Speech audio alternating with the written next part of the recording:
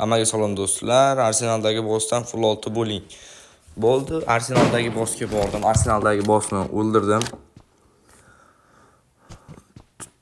Keyin yana o'yinga qo'shildik, o'ynadik. Keyin Arsenalga bordim. U yerdan Uluchni sayga oldim. Endi ketayotgandim Arsenaldan bitta odam endi chiqishga kelgan ekan full 6, lekin hech nimasi tushmadi. Hayeshkalarni oldim. Keyin yana asta Arsenal yonida otishma bo'lib qoldi. O'sha yerga bordim. U yerdan ham bitta odamni o'ldirdim. Undan hech narsa tushmadi. U bilan otishayotgan odam o'lib qolgan ekan. O'lib bo'lgan ekan. Uni men loot qilishga bordim. Lootida bitta 6 li sumka bilan 6 li bronik yotgan ekan. Cobra bronikni oldimda. Keyin bordim.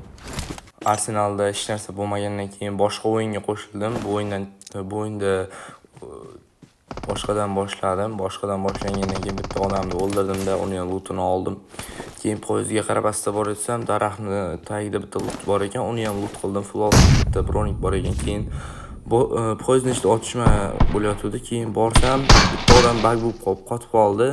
Uni o'ldirib tashladim-da, u yerdan full oltini olib, keyin chiqishga bordim. Sumkam to'lib qoldi. Chiqishga bordim-da, keyin yana boshqatdan tushdim. Yaxshiroq qurol olish uchun.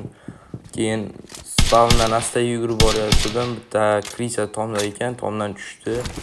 Tushib qochmoqchi bo'ldi. Keyin uni o'ldirdim. Keyin uni qurolni oldim. GS9 ni olib asta Arsenalga borayotdim. Bitta odam ko'rdim, uni ham o'ldirdim-da. Keyin Ratkaga bordim. Ratkada ham bitta odam o'ldirdim. Ratkada bitta odam o'ldirdim-da, keyin uni lootini oldim. Lootini olib, keyin Vxitga bordim. Boshqa odamni yo'limda uchratmadim. Obuna bo'ling, like bosing, kommentariyaga o'z challengingizni yozib qoldiring.